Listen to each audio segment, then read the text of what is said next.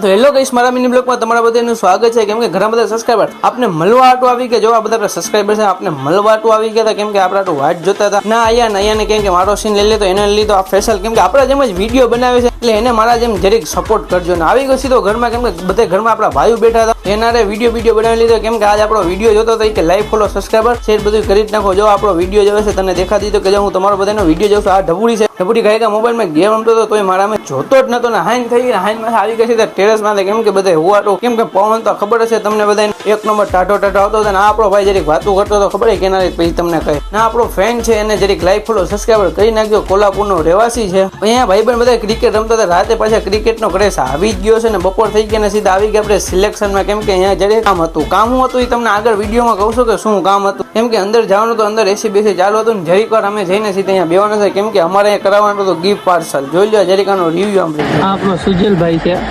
કોઈને તમારા લગ્ન કે કઈ કરવું હોય તો એને એની દુકાન છે કટલેરીની લઈ જાય. હું કે સુજલભાઈ રેડી ને?